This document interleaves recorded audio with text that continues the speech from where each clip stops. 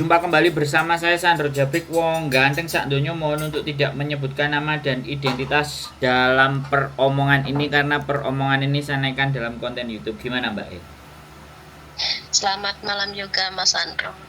Gini Mas, mau tanya itu saya ada kirim paspor sama KTP ke sampean. Misalnya ini mau proses ke Hong Kong lagi tapi tanggal lahirnya beda KTP sama paspor gimana tuh? Data ganda kah? Enggak. Kalau tanggal lahir KTP sama paspor berbeda apakah data ganda? Data ganda itu nggak begitu Mbak. Oh gitu. Data ganda Jadi itu kita sampean lanjutin aja lah ngomongnya. Saya nanti dengerin dulu. Oke, ini kan saya pengen mau proses ke Hong Kong lagi. Dulu 3 tahun yang lalu kan sudah pernah di Hong Kong, sudah pulang menikah punya anak. Dulunya kan masuknya lewat PT Surabaya.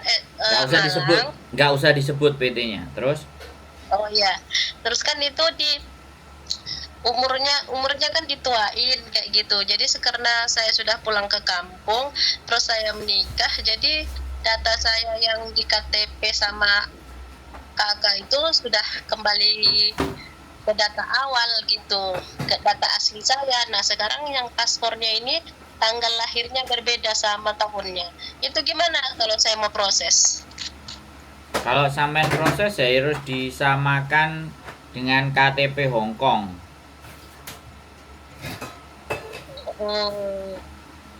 Udah selesai. Pertanyaannya udah selesai belum? Cerita semua aja. Daripada saya ngomong sampean langsung motong. Saya nggak suka omongan dipotong. Selesaikan dulu. Gimana saya caranya untuk menyesuaikan KTP Indonesia sama paspor Hong Kong gitu. Yang beda itu KTP Indonesia sama paspor Hong Kong gitu. Kalau KTP Hong Kong sama dengan paspor gitu. Oke, sudah belum? Sudah, pertanyaan saya cuma itu. Pertanyaan sampean mau balik lagi dengan data yang berbeda kan? Iya. Oke, saya jawab ya.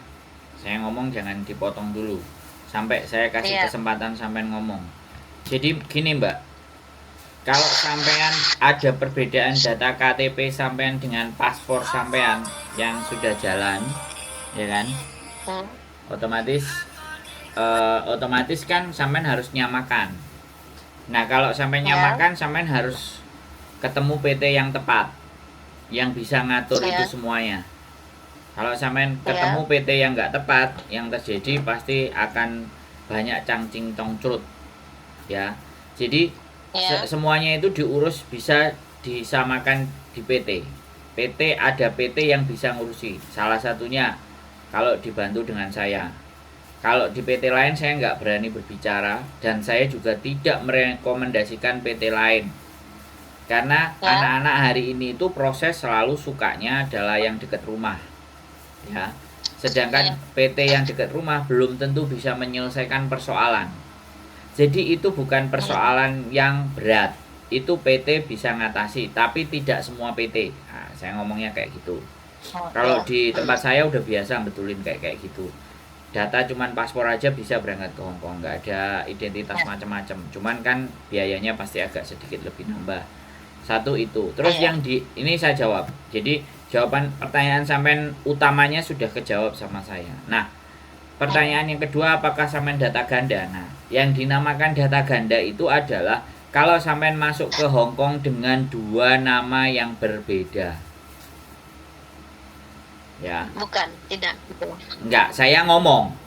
Sampean ngomong tidak dan enggak itu sampean yang tahu, tapi saya bilang kalau data ganda itu adalah orang datang ke Hong Kong itu dengan 2 nama yang berbeda. Tahun pertama namanya misalnya Belgedes. Nah, tahun Belgedes dia masuk, ya udah kerja di Hong Kong. Habis itu dia pulang karena entah hal apapun namanya jadi Entut Goreng. Jadi kan itu 2 nama yang berbeda dan masuk ke Hong Kong. Nah itu yang dinamakan data ganda. Ya. Nah, kalau cuman tanggalnya saja yang berbeda ya tinggal dibetulkan aja. Gitu. Oh, Wes, iya Mas. silakan sampai ngomong lagi gantian. Boleh saya ngomong lagi? Mm-mm. Ini tadi kan saya sudah dapat nih intinya. Berarti misalnya kalau saya proses sama Mas Andro kan itunya bisa dibantu oleh sama Mas Andro. Oke. Bisa. Itu saya dapat.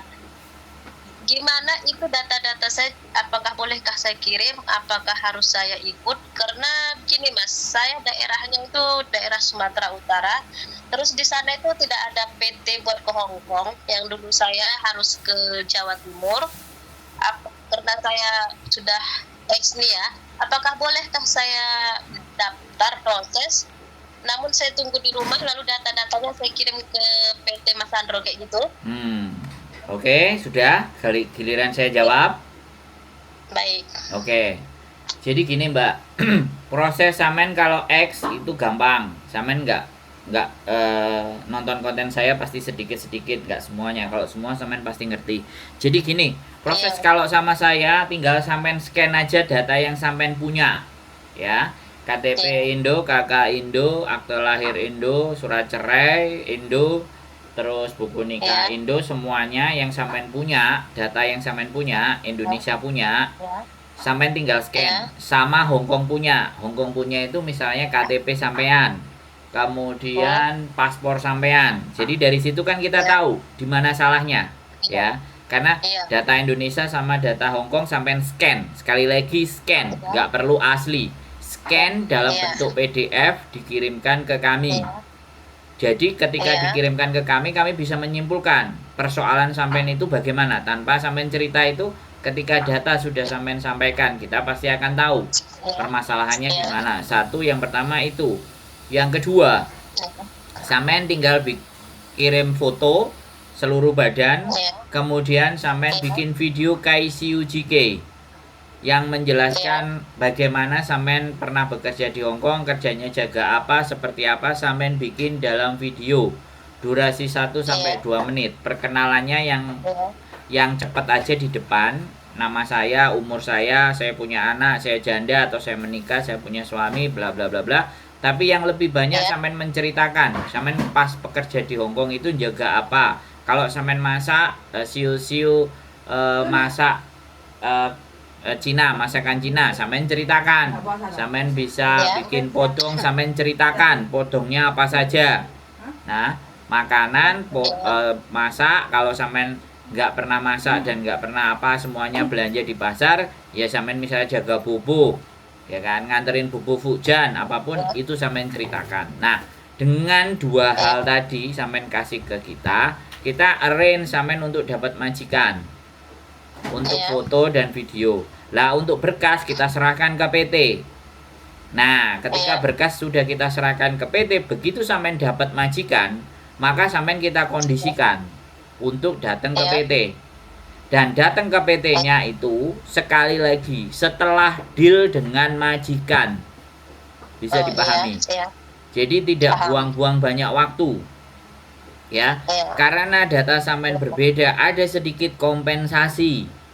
Sampean harus menyadari itu, ya. Karena banyak anak-anak yang ngerasa datanya bleedru, terus kita bantu, terus potongannya merasa keberatan, terlalu berat dibandingkan sama teman-temannya, terus lapor.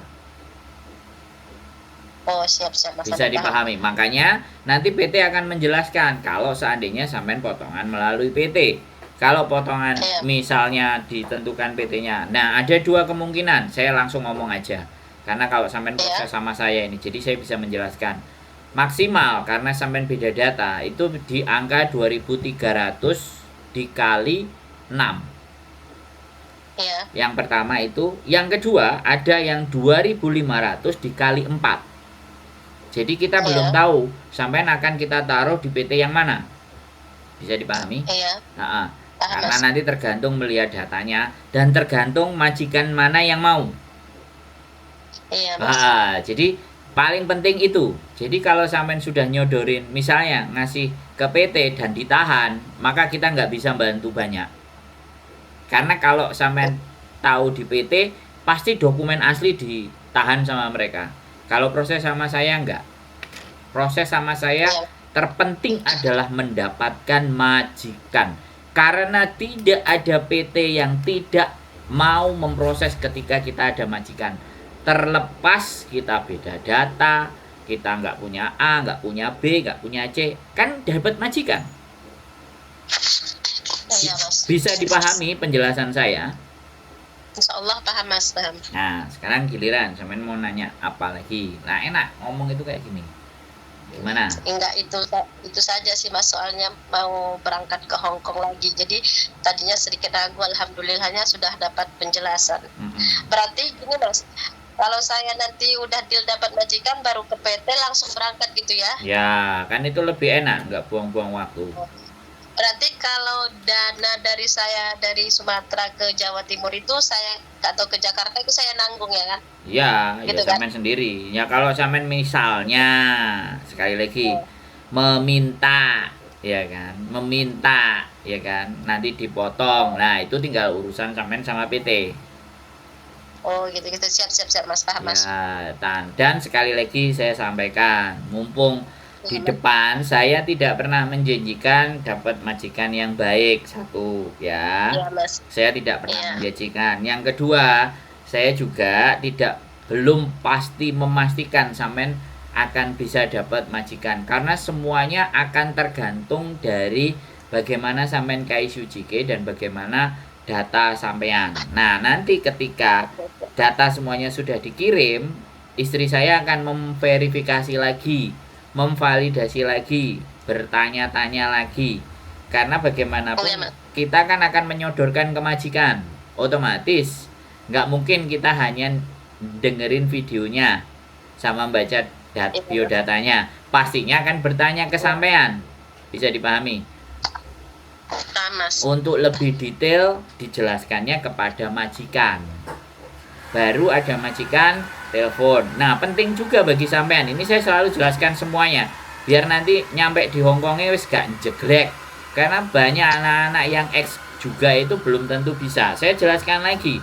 Ketika sampean interview dengan majikan, make sure dan pastikan segala sesuatu yang ingin sampean katakan ke majikan. Misalnya, pesanan saya adalah setiap 1 minggu sekali harus libur. Baik, Mas. Ya, kenapa tujuannya? Saya nyuruh ada tujuannya. Karena apa? Kita belum tahu perangai majikan.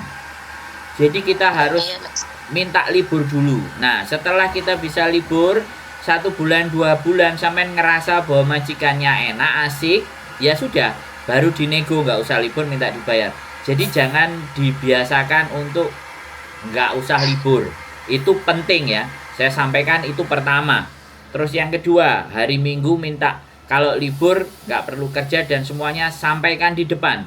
Terus yang berikutnya adalah uang makan.